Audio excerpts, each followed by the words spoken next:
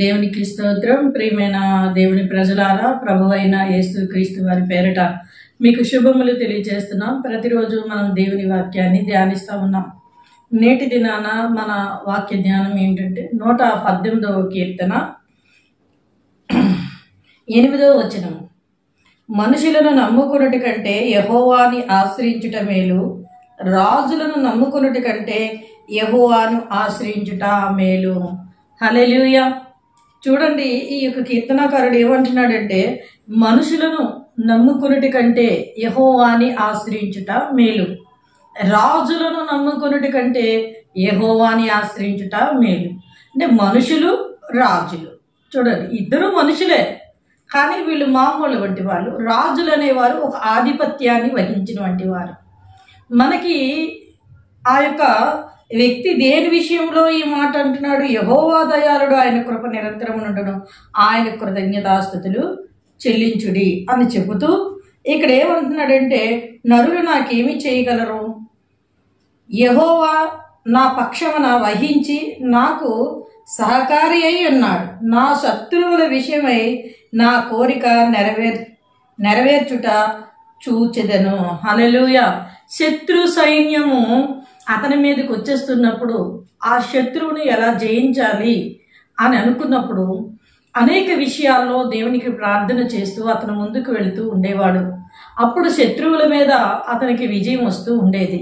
అందువలన ఇతడు దేవుని మీద ఆనుకోవటం మొదలుపెట్టాడు. ఈ కీర్తన ఎవరు రాశారన్నది మనకి ఇక్కడ వ్రాయబడలేదు, కానీ ఈ కీర్తన యొక్క రచన ఎవరు రచించారన్నది వ్రాయబడలేదు. కానీ ఈ కీర్తనలన్నీ కూడా అంటే ఎక్కడి నుంచి 110వ కీర్తనలో మాత్రము దావీదు కీర్తన అని వ్రాయబడింది. 110 నుంచి మరి కీర్తనలు ఎవరు రచించారో 119 వరకు ఎవరు రచించారనేది కూడా వ్రాయబడలేదు. అంటే ఇది దావీదు రచించాడనేసి నేను అనుకుంటున్నాను 110 దగ్గర నుంచి. అందుకే వారి పేర్లు వ్రాయబడలేదేమో. ఈ కీర్తన రచించిన వ్యక్తి అని నేను అనుకుంటున్నాను. అయితే ఇక్కడ ఏమన్నాడంటే, శత్రు సైన్యం అనేక మార్లు అతన్ని శత్రువులు వెంబడించినప్పుడు, శత్రువులు తరుముతూ ఉన్నప్పుడు అతను దేవునికి ప్రార్థన చేసి విజయాన్ని పొందుకోవటం మనం చూస్తాం. మొట్టమొదటి విజయం అంటే సింహం దగ్గర అతడు గొర్రెల కాపరిగా ఉన్నప్పుడు, సింహం దగ్గర లేకపోతే ఎలుగుబంటి దగ్గరే మనం విజయాన్ని చూసాం, అతని విజయాన్ని. ఇక మనుషుల మధ్య, అరణ్యం నుంచి మనుషుల మధ్యకి వచ్చినప్పుడు, ప్రజల మధ్యకి వచ్చినప్పుడు, ప్రజల్లో సింహం లాంటి వ్యక్తి ఆ యొక్క గొలియాతు. ఇతడు చాలా చిన్నవాడు అయినప్పటికీ కూడా గొలియాతుని జయించే శక్తి, సామర్థ్యాన్ని దేవుడు అతనికి ఇచ్చాడు. అంటే గొలియాతుతో అతని యుద్ధం చేయడం ఏంటి? రాయి కదా వేసాడని మనం అనుకుంటాం. కానీ ఆ గొలియాతుని జయించుతాను, నేను అతనితో యుద్ధం చేస్తాను అని రావటమే గొప్ప జయానికి సూచనిస్తుంది. అది ఆ ధైర్యం ఎవరికి వస్తుంది?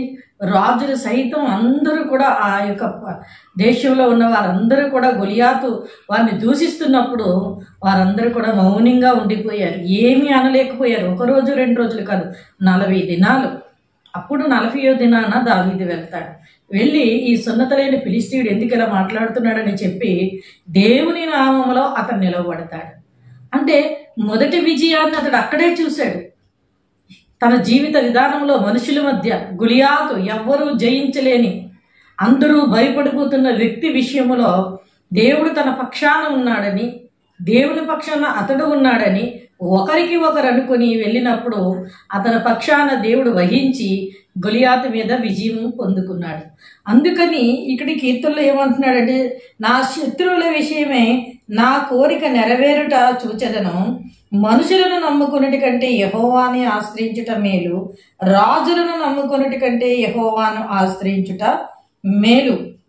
ఇంకా మనం చూస్తే 10వ వచనము 2వ లైన్లో, యెహోవా నామం బట్టి నేను వారిని నిర్మూలము చేసేదను. దేవుని నామమును బట్టి అంటాడు కదా, రాయి సిరినప్పుడు యుద్ధము యెహోవాదే అని రాయి సిరుతాడు. అంటే దేవుని నామాన్ని అతడు ఉచ్చరిస్తూ ఆ యుద్ధాన్ని దేవునికి అప్పగించి ఆ రాయిని అతడు విసిరాడు. ఆ గొలియాతు బోరలా పడ్డాడు. హల్లెలూయా. గొలియాతు మీద అతనికి జయం వచ్చింది. ఎప్పుడైతే గొలియాతు బోరలా పడ్డాడో గొలియాతు ఖడ్గాన్ని తీసుకొని మరి అతన్ని శిరస్సు వధించి రాజు దగ్గరికి పట్టుకొని వెళ్ళాడు. అంటే దేవుడు తన పక్షాన ఉండి యుద్ధము జరిగిస్తా ఉన్నాడు. అందుకే ప్రజలతో ఏమని చెప్తున్నాడంటే, మీరు మనుషులను నమ్ముకున్నట్టే వ్యర్థం, మనుషులను నమ్ముకొనుట కంటే యెహోవాని ఆశ్రయించుట మేలు. మనుషులు వస్తారు, ఏదో చేస్తారు, వారి సహాయాన్ని నేను అడిగాను, వారిని నేను వెళ్ళి ఆశ్రయించాను, అయ్యా నాకు ఆశ్రయం నీవే, నాకు సహాయం చేయని నేను ఆశ్రయించాను, వారు వచ్చి నాకు ఆశ్రయం ఇస్తారని అనుకోవటం అది శూన్యం. అది దాని ద్వారా ఏమీ కూడా జరగదు. ఆ ఆశ్రయము దేవుని వైపు కన్నులెత్తి ప్రభు సహాయాన్ని అడిగితే అది మనకి ఎంతో మేలు. ఎంత మేలు అంటే ఒకరోజు 2 రోజులు ఉండిపోయే మేలు కాదు, అది మన జీవితాంతం ఆ మేలు మనతో ఉంటుంది. హల్లెలూయా. అంతేకాదు, మనుషులే కాదు, రాజులను అంటే ఒక ఆధిపత్యాన్ని వహిస్తూ ఒక ఉన్నతమైన స్థానంలో అన్ని విషయాల్లో హంగు ఆర్భాటాలతో ఉన్నవంటి వ్యక్తులు ఉన్నతంగా ఉన్నారు, బలిష్టంగా ఉన్నారు. సిరి సంపదల విషయంలో అన్ని విషయాల్లో వారు బలిష్టంగా ఉన్నారు. వారు నాకేదో సహాయం చేస్తారని వారిని ఆశ్రయించుట కంటే యెహోవాని ఆశ్రయించుట మేలు. వారి సిరి సంపదలు కానీ, వారి శౌర్యం అంటే శరీరత్వం కానీ, లేకపోతే బంధుబలగం కానీ, వారిలో ఉన్నది ఏది కూడా అది మనకి సహాయం చెయ్యదు. వారి సహాయానికి అడిగితే ఒకవేళ వస్తారు, సహాయం చేస్తారు, కానీ ఒకానొక సమయం వచ్చినప్పుడు వారికి నీకు ఏదైనా మాట వచ్చినప్పుడు, వారికి నీకు ఏదైనా విభేదం కలిగినప్పుడు వారు ఆ మాటను తిరిగి మనల్ని ఏమంటారు, ఆ యొక్క విధానంగా తిరిగి మాట్లాడి నీకు అప్పుడు అలా సహాయం చేశాను కదా, నా సహాయం వల్లే నువ్వు ఎంతటి వాడివయ్యావు, ఎంతటి దానవయ్యావని వారు తిరిగి మనల్ని అంటారు కదా, దెప్పు పొడిస్తారని ఆ విధంగా వారు మాట్లాడతారు. అంటే తిరిగి మన మాటను మనకి అప్పగిస్తారు. వారు చేసిన సహాయాన్ని మరలా వాళ్ళు చూపిస్తారు. నా వలనే నువ్వు హెచ్చింపబడ్డావు, నా వలనే నువ్వు దీవించబడ్డావు, నా వలనే నీకు ఇప్పుడు స్థాయి కలిగింది అని చెప్తారు. అదే దేవుని ఆశ్రయించి దేవుని యొద్ద నుంచి మనం మేలు పొందుకున్నప్పుడు ఒకానొక సమయంలో దేవునికి దూరమైన దేవుడు అలాగనడు, ఆయన ప్రేమతోనే పిలుస్తాడు. నా కుమారా, నా కుమార్తెరా, ఎందుకు నువ్వు నాకు దూరం అయిపోతున్నావు, ఏ విషయంలో నువ్వు నాకు దూరం అయిపోతున్నావు, నీకు నా సహాయాన్ని నీకు అందిస్తాను రా, నా వైపు చూడు అని ఆయన మనల్ని పిలుస్తూ ఉంటాడు. అందుకే మనుషులను ఆశ్రయించట కంటే యెహోవాని ఆశ్రయించుట మేలు. ఆయన ఆశ్రయించుట ఎంతో మేలు. రాజులను, అధికారులను, వారు నా పక్షానున్నారు, వీరు నా పక్షానున్నారు అనుకుని వెళ్ళే కంటే దేవుడు నా పక్షానున్నాడు అనుకుని వెళ్ళటం మనకి ఎంతో విజయానికి, అది మనకి ఎంతో తోడ్పడుతుంది, అది మనకి ఎంతో మేలుగా వస్తుంది. హల్లెలూయా, హల్లెలూయా. కనుక ప్రియమైన దేవుని ప్రజలారా, ప్రభువైన యేసుక్రీస్తు వారు ఆయన సహాయం ఎంత గొప్పది తెలుసా, ఆయన మేలు ఎంత గొప్పదో తెలుసా. ఎలాంటి వారికైనా మేలు చేసే గొప్ప దేవుడు ఆయన. మేలు చేస్తానని చెప్పడమే కాదు, మేలు చేసేవాడు. బరబ్బాతో ఒకసారి అంటాడు, అవసరమైతే నీ కొరకు నా ప్రాణం పెడతానంటాడు. అయితే ఒకానొక సమయం వస్తుంది, బరబ్బా అంటాడు, నువ్వు నా కోసం నీ ప్రాణం పెట్టడం ఏంటి అని చెప్పి ఆ ప్రభువుని దూషించిన తర్వాత ఒకానొక సమయం వస్తుంది, యేసుక్రీస్తు వారిని శిలువ మరణానికి అప్పగించినప్పుడు మీరు ఎవరిని విడవమంటారు, బరబ్బానా లేకపోతే క్రీస్తు అనబడిన యేసునా అనగానే వారు బరబ్బానే కావాలంటారు. అప్పుడు బరబ్బాకి గుర్తొస్తాయి ఆ మాటలు, నా కోసం ప్రాణం పెడతానన్నాడు, నాకు తన ప్రాణాన్ని సహాయంగా ఇస్తానన్నాడు అన్న మాటలు గుర్తుకొస్తాయి. అంటే ఆయన్ని నమ్ముకుంటప్పుడు, ఆయన్ని ఆశ్రయించేటప్పుడు బరబ్బా, బోధకుడా నీ దగ్గర జనం ఉన్నాడు, నా దగ్గర శక్తి ఉంది అని ఆయన పిలిచినప్పుడు అవసరమైతే నీ కొరకు ప్రాణం పెడతాను కానీ నీతో చేయి కలపను, ఈ బందిపోటత్వంలో నేను చేతులు కలపను అని చెప్పి ఆ బరబ్బా గురించి ఆయన మాట చెప్పిన తర్వాత బరబ్బాకి గుర్తొచ్చినప్పుడు, ఆ యొక్క సిలువకు అప్పగించినప్పుడు యూదులందరూ కూడా క్రీస్తునబడిన యేసును మీరు సిలువేయండి అని చెప్పినప్పుడు బరబ్బాను విడుదల చేయండి, బరబ్బా కరుడు కట్టిన తీవ్రవాది, బందిపోటు దొంగ, అలాంటి బరబ్బా విడుదలను చేయమని ప్రజలు కోరుకుంటారు. ఎంతో మంది యొక్క కన్నీరుకు కారణమైనటువంటి వ్యక్తి, ఎన్నో జీవితాలు పతనమైపోవడానికి కారణమైనటువంటి వ్యక్తి, అలాంటి బరబ్బాను కోరుకుంటారు ప్రజలు. అప్పుడు బరబ్బాకి మనోనేత్రం వెలిగించబడుతుంది, నిజంగా క్రీస్తు కాడా అన్న ఆలోచన తన హృదయంలోనికి వస్తుంది. అంటే దేవుని సహాయం అంత గొప్పది. ఆయన సహాయం అడిగి నువ్వు మర్చిపోయినా నువ్వు అడిగిన దాన్ని ఆయన మర్చిపోడు. హల్లెలూయా. ఆయన నీకు చేసిన మేలు ఎంతో గొప్పది. బరబ్బాను విడుదల చేస్తారు, యేసుక్రీస్తు వారిని సిలువకు అప్పగిస్తారు. వద్దు, మాకు బరబ్బాయి వద్దు, యేసుక్రీస్తే కావాలంటే ఈరోజు ఎవరికి కూడా రక్షణ అనేది ఉండదు. ఆయన ఎంతో ఇష్టపడి శిలువ మరణానికి వెళ్ళారు, ఇష్టపూర్వకంగా వెళ్ళారు, బాధతో వేదనతో దుఃఖంతో వెళ్ళలేదు ఆయన. అందుకే తను తాను అప్పగించుకున్నారు ఆయన. హల్లెలూయా. నీకోసమే నా కోసమే తను తాను అప్పగించుకున్నారు. అందుకే ప్రియ సహోదరి సహోదరుడా, ప్రభువైన యేసుక్రీస్తు వారి యందు నీ విశ్వాసం ఉంచు, ఆయన వైపు చూడు, ఆయనను ఆశ్రయించు. నీవు తప్పితే ఈ లోకంలో నాకు ఇంకెవరూ లేరు ప్రభువా, నేను నిన్నే ఆశ్రయిస్తున్నాను తండ్రి, నా ఆశ్రయ దుర్గమా. ఆశ్రయ దుర్గము గురించి, ఆశ్రయ పురాల గురించి చెప్పుకుంటే పాత నిబంధనలో ఎన్నో వాక్యాలు ఉన్నాయి. కానీ ఆయనే మన ఆశ్రయం. ఆయన వైపు మనం చూసినప్పుడు ఆయన మనకి తన కృపను సహాయం చేస్తారు.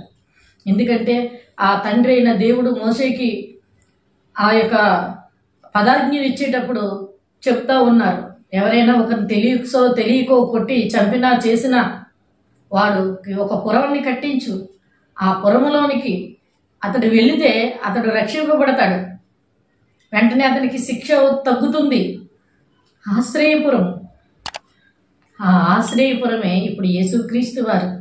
ఎంత ఘోర పాపి అయినా ఆయన పాదాలు పట్టుకుంటే ఆయన విడుదల చేస్తారు. హల్లెలూయా. మనకి 2007లోనో 2017లోనో 2007లోనే అనుకుంటా ఒక విషయం మేము కూడా ప్రార్థన చేశాం. అప్పట్లో మీకు తెలిసే ఉంటుంది, సత్యంబాబు అని తెలియని దానికి అతన్ని శిక్షించారు అని అన్నారు. మరి అతను చేసాడో చెయ్యలేదో తప్పు మనకి తెలీదు, పూర్తి వివరం నాకైతే తెలియదు, మరి మీకు తెలుసో తెలీదో నాకు తెలియదు. కానీ వాళ్ళ అమ్మ చాలా పోరాడింది, పోరాడి దేవుని వైని ఆశ్రయించింది. ప్రభు అయిన యేసుక్రీస్తుని ఆశ్రయించి ఆయన సహాయాన్ని కోరుకున్నప్పుడు అతనికి ఎంతో శిక్ష విధించిన చిట్ట చివరికి అతను చేసింది తప్పు కాదు, అతను తప్పే చేయలేదని తెలిసి అతన్ని ఈ మధ్య 2019లో అనుకుంటా అతన్ని విడుదల చేశారు. హల్లెలూయా. అంటే నాకు సరిగ్గా గుర్తులేదు ఆ డేట్లు వినే. అంటే వాళ్ళ తల్లి ప్రభువుని ఆశ్రయించింది. ప్రభువా, నా కుమారుని విడిపించవా, నా కుమారుని తీసుకురావా, నాకు సహాయం చేయవా, నా కుమారుడి తప్పేమి కూడా చేయలేదు అని సహాయం కోరింది, దేవుని సహాయం. అప్పుడు దేవుడు ఎవరి హృదయాలు తెరవాలో వారి హృదయాలు తెరిపించి వీరి తట్టు వారు వహించి ఆ అబ్బాయిని ఆ జైలు నుంచి, చెరసాలలోంచి తీసుకురావడానికి వారు ప్రయత్నించారు. చివరికి యేసుక్రీస్తును ఆశ్రయించడం వలన వాళ్ళ ప్రయత్నం సఫలమయ్యి మరి అబ్బాయి బయటికి రావడం, ఆ తర్వాత తన వివాహం చేసుకోవటం, ఆ వివాహం అవన్నీ కూడా ఆ యూట్యూబ్లోనూ పెట్టడం, వార్తల్లో చూపించటం జరిగింది. ఎందుకంటే అతని జీవితం ఇంకా చెరసాలతో అయిపోద్ది అనుకున్నారు. అంటే బైబిల్ గ్రంథంలోనే కాదు, ఈనాడు కూడా దేవుడు ఏ విధంగా ఎవరిని ఆశ్రయించే వారికి ఆయన ఎలా మేలు చేస్తున్నారో, ఆయన్ని ఆశ్రయించే వారిని త్రోసివేయకుండా ఎలా నడిపిస్తున్నారో కొన్ని జీవితాలు మన ముందు కనబడతా ఉన్నాయి. మనం గుర్తు తెచ్చుకోవాలి. ఆ అబ్బాయి కూడా ప్రార్థించుంటాడు, ఆ యొక్క జైల్లోంచి దేవుని సహాయాన్ని కోరుంటాడు. కనుక ప్రభువుని ఆశ్రయించడం వలన తన జీవితం అక్కడితో పతనమైపోయింది అనుకున్నాడు. మళ్ళా అది చిగురించడం ప్రారంభించింది. హల్లెలూయా. అందుకే రాజులను నమ్ముకున్నటి కంటే యెహోవాను ఆశ్రయించటం మేలు, మనుషులను నమ్ముకున్నటి కంటే యెహోవాని ఆశ్రయించటం మేలు. ప్రభువుని ఆశ్రయించాలి, దేవుణ్ణే ఆశ్రయించాలి. ఎప్పుడైతే దేవుణ్ణి ఆశ్రయించామో మనం ఎవరిని పట్టుకోలేకపోయినా, లేకపోతే ఎవరి దగ్గరికి వెళ్ళి ఆ యొక్క విషయాల్లో మనం చేసిన వాటికి, మనకున్న ఆ బలహీనతలకి, ఆ వేదనకి ఎవరినైనా సహాయం అడిగినా, లేకపోతే అది ప్రభుత్వం నుంచి సహాయం రావాలన్నా, ఎవరితో మాట్లాడాలో మనకు తెలియకపోయినా దేవుడు దానికి బాధ్యత తీసుకుని నీ పక్షాన నిలబడి నీకు విజయాన్ని ఇస్తాడు. ఆయన నీకు జయం ఇస్తాడు. ఎప్పుడు నువ్వు దేవుని దగ్గర ప్రభువా నేను పాపే, నా పాపాన్ని క్షమించు అని ఒప్పుకున్నప్పుడు. అందుకే మనుషులను ఆశ్రయించట కంటే యెహోవాని ఆశ్రయించటం మేలు. దేవుని ఆశ్రయించు. ఆ మనుషుల దగ్గరికి, ఈ మనుషుల దగ్గరికి, ఈ మనుషుల దగ్గరికి, ఆ మనుషుల దగ్గరికి, వాళ్ళ దగ్గరికి, పెద్దల దగ్గరికి, చిన్నల దగ్గరికి, వాళ్ళ దగ్గరికి, వీళ్ళ దగ్గరికి వెళ్ళి నీ సమయాన్ని వ్యర్థపరచుకోకు. ఆ సమయం దేవుని సన్నిధిలో గడుపు. నీవే నాకు సహాయకుడు తండ్రి, నీ సహాయం నాకు దయచేయండి ప్రభు అని దేవుణ్ణి ఆశ్రయిస్తే శత్రువుల మీద నువ్వు జయం పొందుకోవటం నువ్వు కనులారా చూస్తావు. హల్లెలూయా. ఆ జయం ఎలా వస్తుందో కూడా నీకు అర్థం కాదు. అట్టి రీతిగా దేవుడు ఆ జయాన్ని నీకు ఇస్తాడు. అందుకే ప్రియమైన దేవుని బిడ్డ, మనుషుల మీద, రాజుల మీద, అధికారుల మీద, వాళ్ళ మీద, వీళ్ళ మీద ఆశ్రయించొద్దు, వారి మీద ఆశ పెట్టుకోవద్దు. ఒకసారి ప్రభు అయిన యేసుక్రీస్తు వారి వైపు చూడు, ఆయన వైపు తిరుగు, ఆయన నీకు సహాయం చేస్తాడు. ఆయన ఆశ్రయించుట మేలుకరంగా నిన్ను నడిపిస్తాడు. అనేక రకమైన మేళ్ళున్నాయి బైబిల్ గ్రంథంలో. ఆ మేలుల్లో నీకే మేలు అవసరమైందో ఆ మేలులోకి నిన్ను నడిపిస్తాడు. హల్లెలూయా. మీరు మాట సెలవిస్తే చాలు, అదే మాకు గొప్ప మేలు అంటాం అధికారుల దగ్గరికి వెళ్ళి. ఎందుకంటే ఒక మాట నువ్వు చెప్తే అది పని అయిపోతుంది కనుక నువ్వు మాట చెప్తే చాలు, అదే మాకు మేలు అంటాం. అంటే అలాంటి మేళ్ళు ఆ ఒక అధికారి, వీరి పక్షాలు చూడు, వీళ్ళు మనవాళ్ళే అని ఒక మాట చెప్తే అక్కడ నీకు ఏ పని అవసరం ఉందో ఆఫీస్లో ఆ పనిని అంతటినీ వారు చేసేస్తారు. ఈలోక అధికారి ఒక మాట చెబితే అంత పని జరిగిపోతే శాశ్వతమైన దేవుడు, శాశ్వత రాజ్యానికి రాజు, ఆ రాజ్యంలోనికి నిన్ను తీసుకెళ్లాలి, నిన్ను చిరకాలం దేవుని మందిరంలో ఉంచాలనుకున్న తండ్రి ఆయన నీ పక్షాన నిలబడి, ఆయన నువ్వు ఆశ్రయించినప్పుడు ఆయన నీ పక్షాన నిలబడి నీకు మేలుకరంగా నడిపించినప్పుడు నీకు ఏ మేలు అవసరమో ఆ మేలు ఆయన చేస్తాడు ఖచ్చితంగా. అది భక్తుని జీవితంలో, దావీదు జీవితంలో రుచి చూశాడు కనుకనే ఈ మాటలు రాస్తున్నాడు. మనుషులను నమ్ముకున్నటి కంటే యెహోవాను ఆశ్రయించటం మేలు, రాజులను నమ్ముకున్నటి కంటే యెహోవాని ఆశ్రయించటం మేలు. మనుషుల్ని, రాజుల్ని నమ్మొద్దు అని కాదు, కానీ వాళ్ళ మీద ఎక్కువగా డిపెండ్ అయిపోయకూడదు, వాళ్ళ మీదే ఆధారపడిపోకూడదు. వాళ్ళు చెప్పారు, వారు చేస్తారు అనే ఒక ఆలోచన మనకు ఉండకూడదు.